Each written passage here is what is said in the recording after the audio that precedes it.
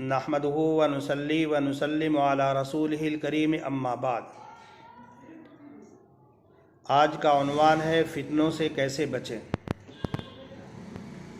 बुजुर्गान मोहतरम, जब आज हम दुनिया के नक्शे पर नज़र डालते हैं तो महसूस होता है कि उम्मत मुस्लिमा इस वक्त मुख्तलिफ़ किस्म के फितनों में घिरी हुई है। चारों तरफ से आलाम और मसाइब का नुज़ूल हो रहा है।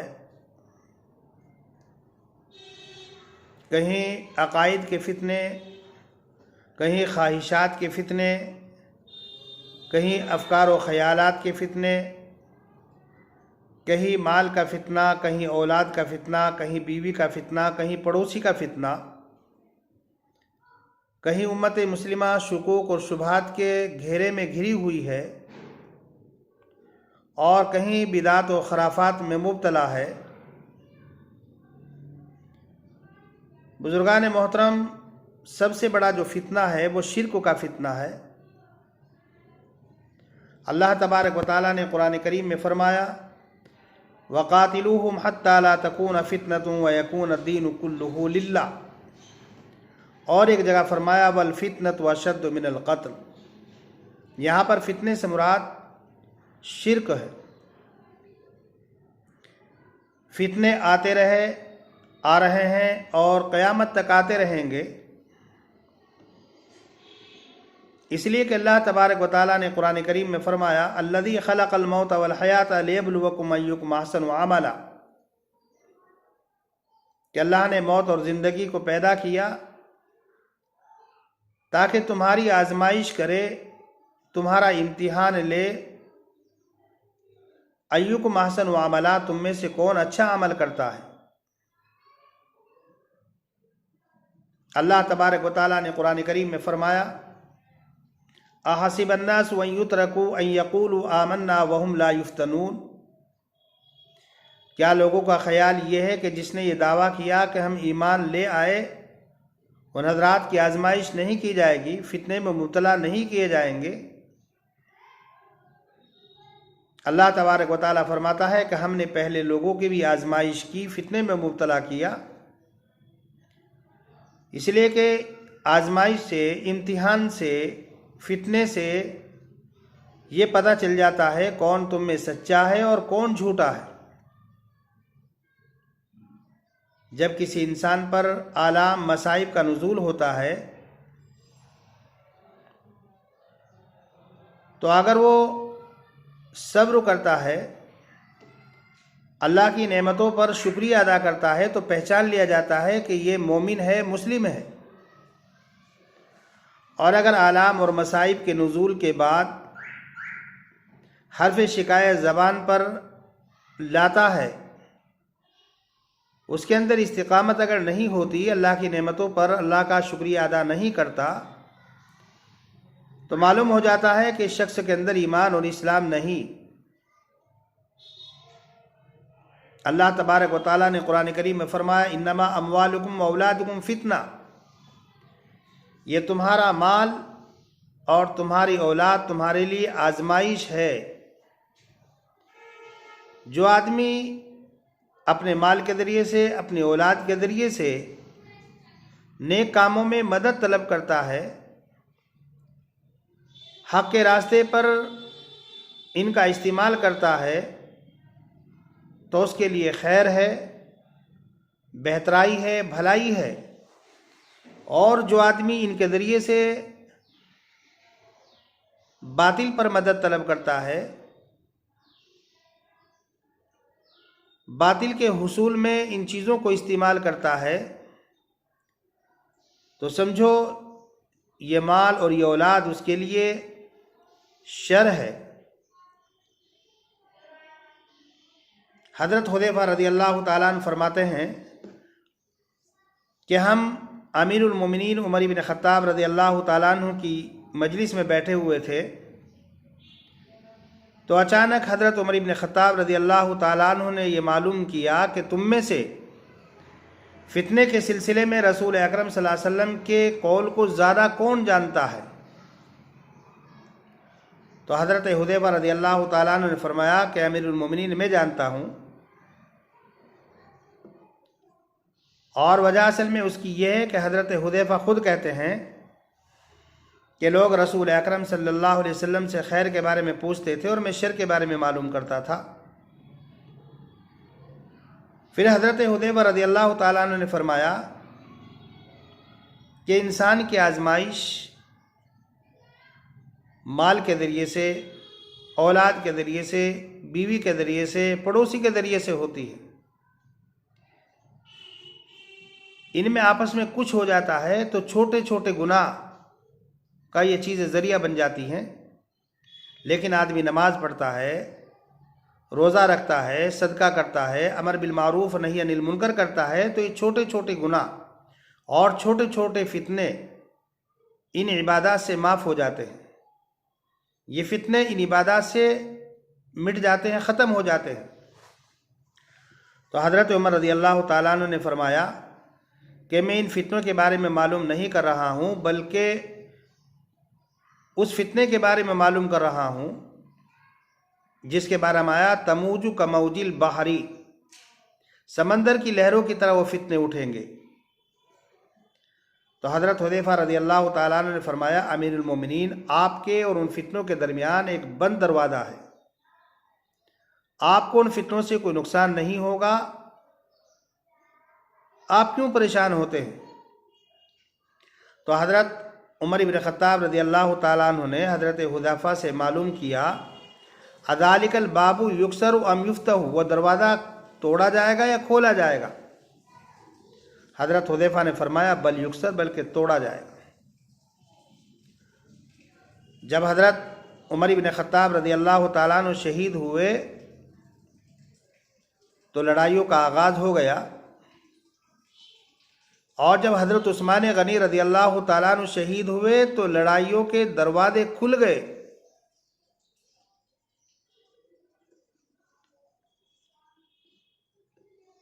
تو صحابہ نے حضرت حذیفہ رضی اللہ تعالیٰ عنہ سے معلوم کیا کہ کیا اس بند دروازے کو حضرت عمر جانتے ہیں؟ حضرت حذیفہ رضی اللہ تعالیٰ عنہ نے فرمایا کہ جس طریقے سے دن کے بعد رات آتی ہے، یا جس طریقے سے آج کے بعد کل آئے گی، اس کا ہر آدمی کو یقین ہے، اسی طریقے سے حضرت عمر رضی اللہ تعالیٰ عنہ اس دروازے کے بارے میں جانتے تھے۔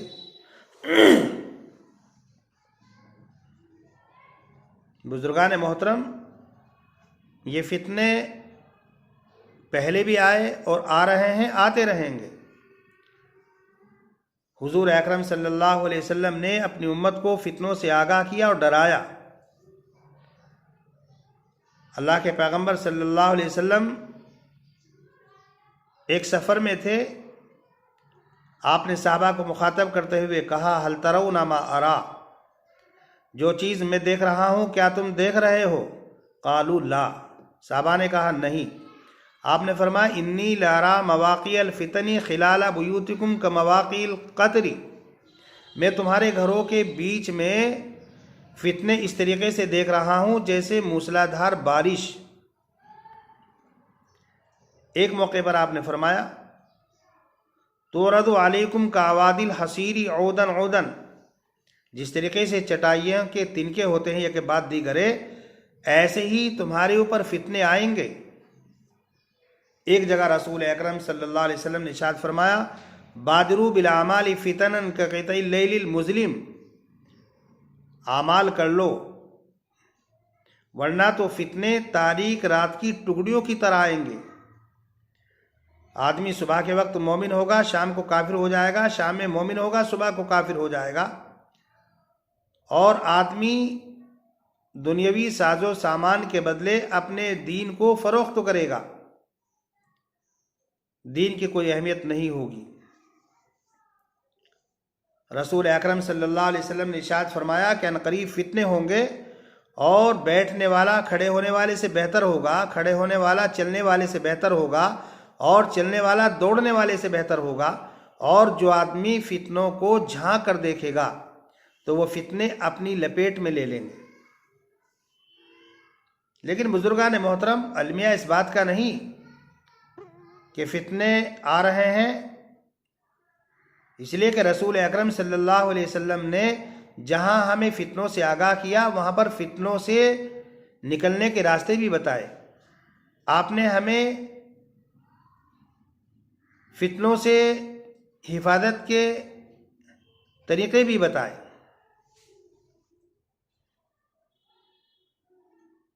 سب سے پہلے فتنوں سے حفاظت کا طریقہ اور راستہ یہ ہے کہ انسان فتنوں سے دور رہے، فتنوں سے بھاگے اور فتنوں کے مقامات پر نہ جائے۔ اس لیے کہ جو آدمی فتنوں سے بھاگتا ہے، فتنوں سے دور رہتا ہے، تو وہ اپنے آپ کو فتنوں سے محفوظ کر لیتا ہے، اپنے آپ کو فتنوں سے بچا لیتا ہے۔ ابن ملیکہ کہتے ہیں کہ میں نے 30 صحابہ کو پایا کہ جو اپنے اوپر نفاق سے ڈرتے تھے، کہیں ہم منافق نہ ہو جائیں، اتنے گھبراتے تھے۔ حضرت ابو ہریرہ رضی اللہ تعالیٰ عنہ فرماتے ہیں کہ جو آدمی فتنوں سے اس طریقے سے ڈرتا ہے جیسے ڈوبنے والا، غرق ہونے والا، وہ چلاتا ہے، آواز لگاتا ہے، اس کے اندر ایک طرح کی گھبراہٹ ہوتی ہے، اسی طریقے سے جو آدمی فتنوں سے ڈرتا ہے، گھبراتا ہے، دعائیں مانگتا ہے، تو وہ شخص جو ہے محفوظ رہتا ہے۔ اللہ کے رسول صلی اللہ علیہ وسلم نے جب شر کے بارے میں بتایا تو ایک صحابی نے پوچھا کہ اللہ کے پیغمبر اس وقت میں کیا کروں جب فتنہ رونما ہوگا، شر آئے گا؟ آپ نے فرمایا کہ مسلمانوں کی جماعت اور ان کے امیر کو لازم پکڑ لینا، ان کے پیچھے چلنا، ان کی پیروی کرنا۔ صحابی رسول نے کہا کہ اللہ کے پیغمبر اگر اس وقت مسلمانوں کی جماعت نہ ہو، ان کا کوئی امیر نہ ہو، تو آپ نے فرمایا کہ تمہارے پاس اگر بکریاں وغیرہ ہوں تو ان کو لے کر پہاڑوں کی چوٹی پر چلے جانا اور وہیں پر موت تک اپنی زندگی کو گزارنا۔ دوسرا راستہ نجات کا، اللہ کی کتاب کو مضبوطی کے ساتھ پکڑنا۔ حضرت علی رضی اللہ تعالیٰ عنہ فرماتے ہیں کہ رسول اکرم صلی اللہ علیہ وسلم نے ارشاد فرمایا عنقریب فتنے رونما ہوں گے۔ میں نے کہا کہ اللہ کے پیغمبر فتنوں سے نکلنے کا اور بچنے کا راستہ کیا ہے؟ آپ نے فرمایا اللہ کی کتاب۔ اس لیے کہ اللہ کی کتاب کے اندر پہلے لوگوں کے واقعات بھی ہیں اور بعد کی خبریں بھی ہیں۔ جو آدمی اللہ کی کتاب کو مضبوطی کے ساتھ پکڑ لے گا تو وہ فتنوں سے محفوظ رہے گا۔ جو اللہ کی کتاب کو پڑھے گا، اس پر عمل کرے گا تو فتنوں سے وہ محفوظ رہے گا۔ رسول اکرم صلی اللہ علیہ وسلم نے ارشاد فرمایا کہ 2 چیزیں تمہارے درمیان چھوڑ کر کے جا رہا ہوں، اگر مضبوطی کے ساتھ پکڑے رہو گے کبھی گمراہ نہیں ہو سکتے، ایک اللہ کی کتاب، دوسرے میرا طریقہ۔ تیسرا طریقہ نجات کا، علماء ربانیین کی طرف رجوع کرنا۔ جو حضرات علماء کتاب و سنت کو پڑھتے ہیں، پڑھاتے ہیں، ان پر عمل کرتے ہیں، جن حضرات علماء کے اندر اللہ کا خوف ہے، اللہ کا ڈر ہے، وہ اللہ کی طرف رجوع کرتے ہیں، ایسے علماء کی صحبت اختیار کرنا، ایسے علماء سے رابطہ رکھنا، یہ فتنوں سے بچنے کا ایک راستہ ہے۔ اس لیے کہ رسول اکرم صلی اللہ علیہ وسلم نے ارشاد فرمایا العلماء ورثۃ الانبیاء، علماء انبیاء کے وارث ہیں۔ اللہ تبارک و تعالیٰ قرآن کریم میں فرماتا ہے انما یخشی اللہ من عبادہ العلماء، اللہ سے اس کے علماء بندے ڈرتے ہیں۔ اور تیسرا نجات کا راستہ ہے جو لوگ اللہ کی طرف لوگوں کو بلاتے ہیں، دعوت اللہ کے جھنڈے کو بلند کرنا، لوگوں کو اللہ کی طرف بلانا۔ اس لیے کہ اللہ تبارک و تعالیٰ قرآن کریم میں فرماتا ہے وَمَنْ أَحْسَنُ قَوْلًا مِّمَّنْ دَعَا إِلَى اللَّهِ، جو لوگوں کو اللہ کی طرف بلائے اس سے بہتر بات کس کی ہو سکتی ہے؟ جو لوگوں کو اللہ سے جوڑے، لوگوں کا اللہ سے رابطہ کرائے، لوگوں اور اللہ کے درمیان میں تعلق قائم کرائے۔ اور 5ویں نمبر پر فرمایا امر بالمعروف اور نہی عن المنکر، بھلائی کا حکم دینا، برائی سے روکنا۔ اس لیے کہ جو جماعت یہ کام کرتی ہے امر بالمعروف نہی عن المنکر کا، تو اس کے اندر وحدت ہوتی ہے، اس کے اندر اتحاد ہوتا ہے، اجتماعیت ہوتی ہے، اور امت کے اندر اتحاد اور اجتماعیت یہ اللہ کی رحمت ہے۔ آپس میں تفرقہ بازی، آپسی اختلاف یہ اللہ کا آداب ہے۔ حضور اکرم صلی اللہ علیہ وسلم نے لوگوں کو دعوت دی، گمراہی سے نکالا، ہدایت کے راستے پر لوگوں کو رسول اکرم صلی اللہ علیہ وسلم لے کر کے آئے۔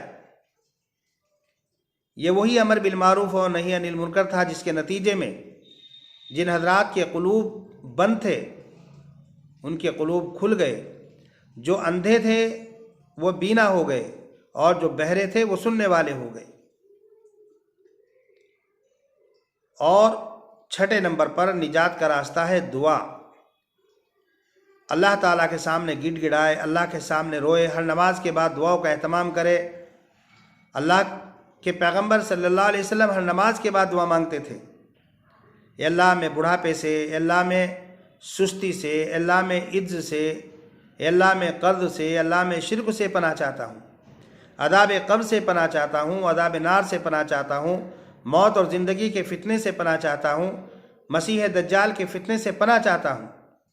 ہر نماز کے بعد معوذتین پڑھے، آیت الکرسی پڑھے، تسبیح فاطمی پڑھے، لا حول ولا قوت الا باللہ کی کثرت رکھے، اللہ کا کثرت سے ذکر کرے، صدقہ خیرات کرے، غرباء فقراء کا خیال رکھے۔ اور 7ویں نمبر پر ہے نجات کا راستہ علم شرعی حاصل کرے۔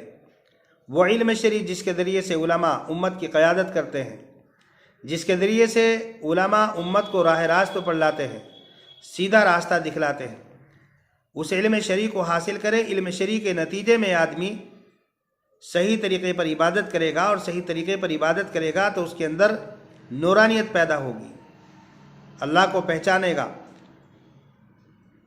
اور 8ویں نمبر پر فتنوں سے نجات کا راستہ ہے حضور اکرم صلی اللہ علیہ وسلم کی سیرت طیبہ کو پہچاننا اور حضرات صحابہ کرام کی سیرت کو پہچاننا۔ حضرت ارباد ابن ساریہ کہتے ہیں کہ رسول اکرم صلی اللہ علیہ وسلم نے ارشاد فرمایا کہ میرے بعد تم میں سے جو زندہ رہے گا وہ عن قریب بہت سارے اختلافات دیکھے گا، عقائد کے اختلاف، احوال کے اختلاف، خواہشات کے اختلاف۔ تو صحابی رسول نے کہا کہ اللہ کے پیغمبر اس وقت تو آپ مجھے کس بات کا حکم دیتے ہیں؟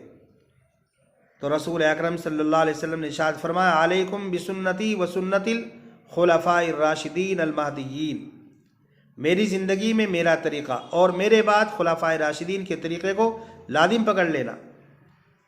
وہ حضرات صحابہ کرام جن کے بارے میں رسول اکرم صلی اللہ علیہ وسلم نے جنتی ہونے کی بشارت دی، عشر مبشرہ، جن کے بارے میں اللہ کے پیغمبر صلی اللہ علیہ وسلم نے ارشاد فرمایا میرے تمام صحابہ ستاروں کی مانند ہیں، ان میں سے جس کی اقتداء کر لو گے کامیاب ہو جاؤ گے۔ آپ نے فرمایا میرے تمام صحابہ عادل ہیں۔ اللہ تبارک و تعالیٰ نے حضرات صحابہ کرام کو معیار حق قرار دیا۔ وجہ اصل میں اس کی یہ ہے کہ انہوں نے شریعت میں کسی طرح کا کوئی تغیر اور تبدل نہیں کیا، شریعت پر وہ چلے، حضور اکرم صلی اللہ علیہ وسلم کے طریقے پر وہ چلے اور پوری زندگی اسی طریقے پر چلتے رہے۔ وہ حضرات جو حضرات صحابہ اکرام کو برا بھلا کہتے ہیں، گالیاں دیتے ہیں، ان حضرات کو شرم کرنی چاہیے۔ آج یہ دین ہمارے پاس جو محفوظ ہے اور جو دین ہم تک پہنچا ہے، یہ اسلام ہم تک پہنچا ہے، یہ حضرات صحابہ اکرام کی قربانیوں کا نتیجہ ہے، جنہوں نے اس دین کو ہم تک پہنچانے کے لیے اپنے بچوں کو یتیم کیا، اپنی بیویوں کو بیوہ کیا، اپنے ماں باپ کو چھوڑا، اپنی زمین اور جائیداد کو چھوڑا، اور اسلام کے لیے سب کچھ قربان کر گئے۔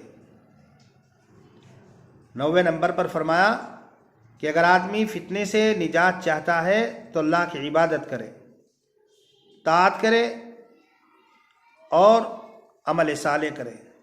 اس لیے کہ جو لوگ فتنوں کے زمانے میں اللہ کی عبادت نہیں کرتے تو وہ نفسانی خواہشات کی پیروی کرتے ہیں، وہ اللہ کی طرف رجوع نہیں کرتے، اور جو اللہ کی طرف رجوع نہیں کرے گا نفسانی خواہشات کی پیروی کرے گا تو ظاہر سی بات ہے وہ فتنے سے کبھی نہیں بچ سکتا۔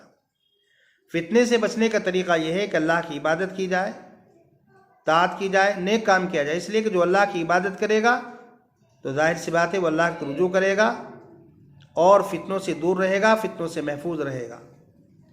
9ویں نمبر پر فرمایا اپنے علم پر عمل اور لوگوں کو اللہ کی طرف بلائے، اس لیے کہ جب آدمی اپنے علم پر عمل کرے گا، لوگوں کو اللہ کی طرف بلائے گا تو اس کے اندر ثابت قدمی پیدا ہوگی، استقامت پیدا ہوگی، اور اس کے قدموں کے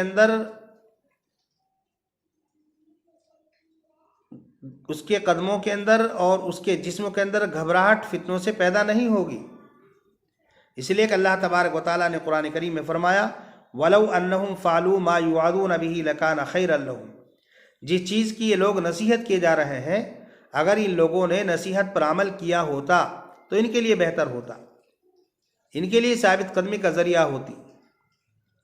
اس لیے اگر ہم یہ چاہتے ہیں کہ فتنوں کے زمانے میں دین پر ثابت قدم رہے تو اپنے علم پر عمل کرے، لوگوں کو اللہ کی طرف بلائے۔ اور 11ویں نمبر پر فرمایا ایمان باللہ اور یوم آخرت پر اپنے نفس کی تربیت کرے، اس لیے کہ جب انسان اللہ پر اپنے نفس کی تربیت کرے گا تو اللہ کی تعظیم دل میں آئے گی، اللہ کے حکم کی تعظیم دل میں پیدا ہوگی، اور اپنی تمام محبوب چیزوں پر اللہ کی محبوب کو ترجیح دے گا۔ جب یوم آخرت پر اپنے نفس کی تربیت کرے گا، یوم آخرت اس کے تصور اور خیال میں رہے گا، تو یہ سوچے گا کہ جو لوگ اچھا کام کرتے ہیں اللہ تبارک و تعالیٰ نے ان کے لیے جنت بنا رکھی ہے، اور جو لوگ برا کام کرتے ہیں ان کے لیے جہنم بنا رکھی ہے۔ اگر میں اچھا کام کروں گا تو جنت کے اندر جاؤں گا، برا کام کروں گا تو جہنم کے اندر جاؤں گا۔ اس لیے کہ اللہ تبارک و تعالیٰ نے قرآن کریم میں فرمایا وَأَمَّا مَن طَغَىٰ وَآثَرَ الْحَيَاةَ الدُّنْيَا فَإِنَّ الْجَحِيمَ هِيَ الْمَأْوَىٰ، جس نے سرکشی کی اور آخرت کے مقابلے پر دنیا کو ترجیح دی تو ایسے شخص کا ٹھکانہ جہنم ہے، اور جو اپنے رب کے سامنے کھڑے ہونے سے ڈرا اور نفسانی خواہشات سے رکا رہا، باز رہا، تو ایسے شخص کا ٹھکانہ جنت ہے۔ بزرگان محترم، یہ فتنے جن سے رسول اکرم صلی اللہ علیہ وسلم نے ڈرایا، جن سے صحابہ کرام ڈرتے تھے، اور حضرت عائشہ رضی اللہ تعالیٰ عنہ فرماتی ہیں کہ اللہ کے پیغمبر صلی اللہ علیہ وسلم کا ایمان سب سے زیادہ مستحکم تھا، سب سے زیادہ مضبوط تھا، سب سے زیادہ اللہ سے ڈرنے والے تھے، اس کے باوجود آپ دعا مانگتے تھے یا مقلب القلوب ثبت قلبی علی دینک، اے قلب کو پلٹنے والے میرے دل کو اپنے دین پر جما دے۔ تو بزرگان محترم، ہم اور آپ تو کہاں کی جگہ ہیں، نہ ہمارے اندر ایمان ہے، نہ ہمارے اندر ایمان کی پختگی ہے، نہ ہمارے پاس اعمال صالحہ ہیں، نہ ہمارے پاس وہ تقوی اور طہارت ہے۔ جن حضرات کے پاس تقوی طہارت، جن حضرات کے پاس مستحکم ایمان، وہ فتنوں سے ڈرتے تھے، فتنوں سے دور رہتے تھے، فتنوں سے بھاگتے تھے۔ تو بزرگان محترم، اگر ہم بھی یہ چاہتے ہیں کہ دنیا کے فتنوں سے، آخرت کے فتنوں سے ہم محفوظ رہیں اور ہم دنیا سے اپنے دین کو بچا کر کے لے جائیں، ہمارا خاتمہ ایمان پر ہو، ہماری دنیاوی زندگی بھی کامیابی کے ساتھ گزرے، اور آخرت کی زندگی میں بھی ہم فلاح اور کامیابی کے ساتھ ہم کنار ہوں، تو ہمارے لیے لازم اور ضروری ہے کہ جو نجات کے راستے اللہ کے پیغمبر صلی اللہ علیہ وسلم نے، حضرات صحابہ کرام نے، حضرات علماء کرام نے ہمارے لیے بیان کیے ہیں، ہم فتنوں سے نجات کے لیے ان راستوں کو اختیار کریں۔ اللہ تبارک و تعالیٰ سے دعا ہے کہ اللہ تبارک و تعالیٰ مجھے بھی فتنوں سے محفوظ رکھے اور آپ حضرات کو بھی فتنوں سے محفوظ رکھے۔ وما علینا الا البلاغ۔